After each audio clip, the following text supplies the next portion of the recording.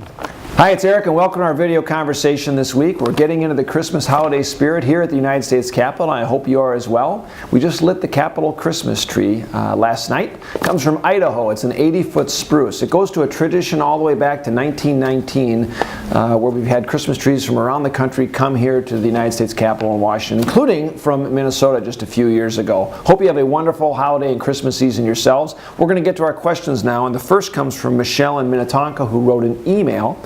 She says, "Dear Congressman Paulson, I write to you today to urge you to support legislation with strong energy efficiency provisions for our schools. These provisions, which enjoy bipartisan support in Congress and are backed by a broad coalition of stakeholders, would greatly benefit the American taxpayer.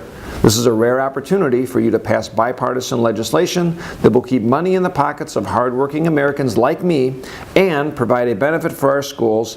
Thank you for your support. Sincerely, Michelle."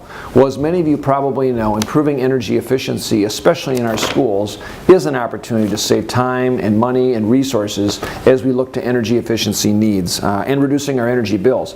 It's interesting because the average age in our nation's school buildings is 44 years old. So it's a tremendous opportunity to focus that energy efficiency effort.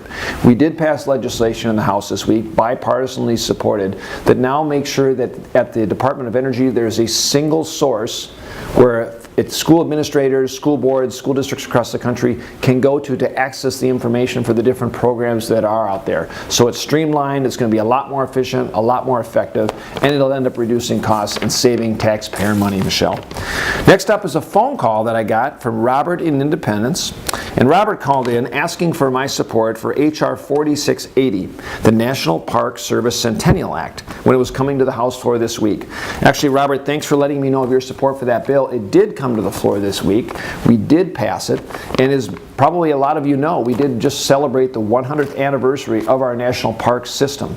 And these are our crown jewels across the country. But now it is time to plan for the next 100 years, so those parks are going to be around for future generations. What the legislation now allows and has is a dedicated fund that will be set aside for the maintenance backlog of projects at our national parks by matching private dollars with public dollars. I want to thank everyone for taking the time to join this week with the conversation. Continue to reach out anytime on Facebook, of course, on Twitter, on Instagram, or on the website at paulson.house.gov. Have a great holiday season and a very Merry Christmas.